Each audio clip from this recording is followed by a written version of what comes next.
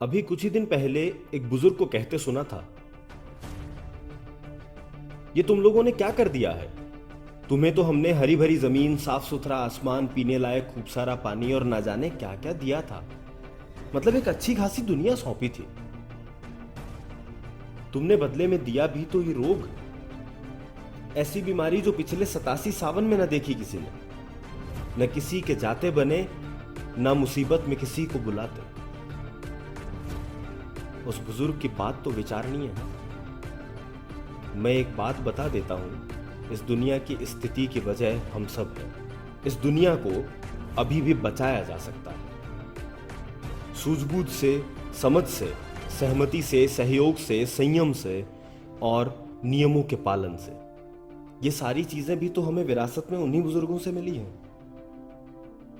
नियमों की पालन करने की बात करते हैं, जिन नियमों को सिर्फ मुझे या आपको नहीं बल्कि पूरे देश को समझना होगा, पूरी दुनिया को पालन करना होगा।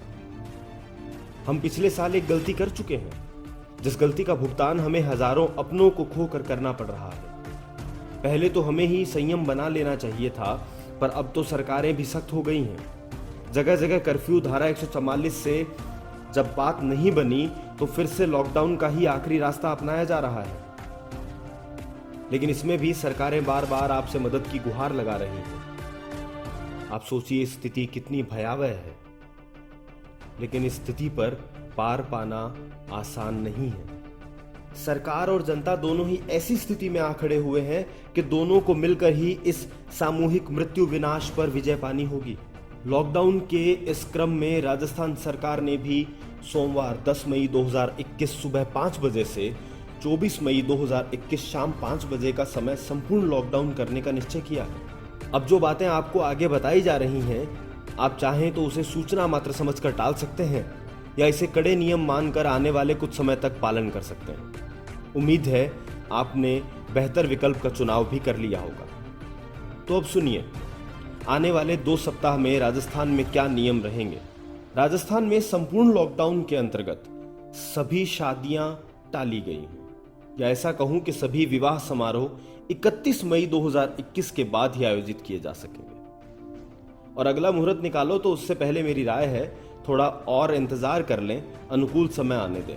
और अगर परिस्थितिवश विवाह कर ही रहे हैं तो सरकार ने एक नियम यहां भी दिया है कि या तो वो विवाह घर पर ही हो या कोर्ट में, जिसमें सिर्फ 11 ही लोग शामिल हो सकते हैं, जिसकी सूचना भी आपको covidinfo.rajasthan.gov.in पर देनी होगी। और ये अनिवार्य है।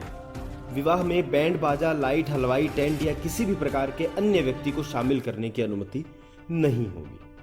और हाँ, अगर आपने शादी के लिए विवाह स्थल, टेंट, कैटरिंग या बैंड बाजे की एडवांस बुकिंग दे रखी है तो ऐसी स्थिति में एडवांस बुकिंग राशि टेंट व्यवसायी, कैटरिंग संचालक और बैंड बाजे वाले आपको लौटाने के लिए बाध्य होंगे। अब बात करते हैं धार्मिक स्थलों की। अब अपने लिए, अपनों के लिए, अपने देश के लिए प्रार्थना, अनुष्ठान इत्यादि आपको अपने घर से ही करने होंगे। मेरी मानिए, दिल से दुआ कीजिए, जगह अभी मायने नहीं रख रही है, ईश्वर जरूर सुनेगा। पर यह बात भी मैं इसलिए कह रहा हूं क्योंकि सभी प्रकार के धार्मिक स्थल इस पूरे लॉकडाउन के दौरान पूर्णतया बंद रहेंगे।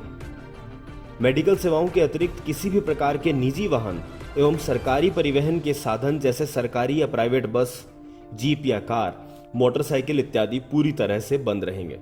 राज्य में मेडिकल या अन्य इमरजेंसी सेवाओं को छोड़कर एक जिले से दूसरे जिले या एक गांव से दूसरे गांव या एक शहर से दूसरे शहर या एक शहर से गांव आना जाना पूरी तरह प्रतिबंधित रहेगा।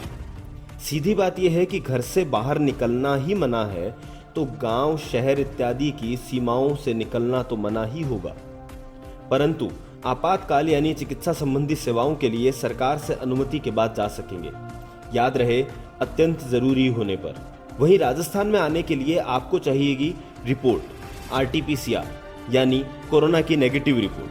तो अगर आप किसी कारणवश दूसरे राज्य गए थे और वापस राजस्थान आना चाह रहे हैं तो आपको 72 घंटे के भीतर करवाई गई RT-PCR नेगेटिव जांच रिपोर्ट दिखाना अनिवार्य होगा। पिछले साल, या ऐसा कहूं कि कोरोना की प्रथम यात्रा यानी पहली लहर में, सभी ये कहते नजर आए थे कि हम लोग देसी घी खाने वाले सीधे साधे गांव के लोग हैं, हमें कोरोना कुछ नहीं कहेगा। तो आपकी विशेष उच्च स्तरीय जानकारी के लिए बता देना चाहता हूं कि गांवों से आने वाले सरकारी आंकड़े भी अभी डराने वाले हैं। इसीलिए इस बार सरकार ने ग्रामीण क्षेत्रों में भी मनरेगा के कार्य स्थगित किए हैं और गांव में भी विवाह या किसी भी तरह के सामूहिक भोज की अनुमति भी नहीं है। और राय मशवरा और नियम भी है तो अभी ये सब टाल ही दीजिए। राजस्थान में लगातार बढ़ रहे कोरोना मरीज और ऑक्सीजन की कमी को देखते हुए राजस्थान सरकार की तरफ से ये फैसला लिया गया है कि लॉकडाउन 2 सप्ताह के लिए लगाया गया है। लेकिन आंकड़ों और स्थितियों को देखते हुए ये अंदाजा भी लगाया जा सकता है कि जिस तरह से दिल्ली में लॉकडाउन सप्ताह दर सप्ताह बढ़ाया जा रहा है, वैसे ही हालात राजस्थान में भी हो सकते हैं। ऐसे में कोरोना वायरस को मात देने के लिए सिर्फ हमें ही एक्टिव होना पड़ेगा, क्योंकि हम ही कोरोना की ये चैन तोड़ने में सक्षम हैं। अपने घर में रहकर मास्क लगाकर और हाथों को बार बार सैनिटाइज करके हम ये चैन तोड़ सकते हैं। बस एक बात और कह देना चाहता हूँ, जो सूचनाएं आप सभी तक हम पहुंचा पा रहे हैं या आपको देखने या सुनने को मिल रही है, वो आंकड़ा असल गणना का शायद 1/4 भी नहीं है। हाथ जोड़कर आप सभी से निवेदन है, स्थिति की गंभीरता को समझें। आप पर महज आपकी या आपके परिवार की जिम्मेदारी नहीं है, आपसे पूरा देश बनता है। मदद करने के लिए आपको बाहर आने की जरूरत नहीं है। आप खुद को सुरक्षित करके भी सरकार और आमजन की मदद ही कर रहे हैं। लेकिन इसका मतलब ये नहीं है कि आप मदद के लिए हाथ बढ़ाना बंद कर दें। ये समय है पूरी दुनिया को ये बताने का कि भारत कैसे एक होता है, कैसे मुसीबतों से लड़ना जानता है। भारत को फिर से बनाना होगा। आप सबके सहयोग से बना पाएंगे। मैं नहीं बना पाऊंगा, हम बनाएंगे, हम बना पाएंगे। हम यही दुआ करते हैं और उम्मीद करते हैं कि आप और हम सब मिलकर नियमों का सख्ती से पालन करेंगे और इस कोरोना नामक बीमारी को मात देंगे।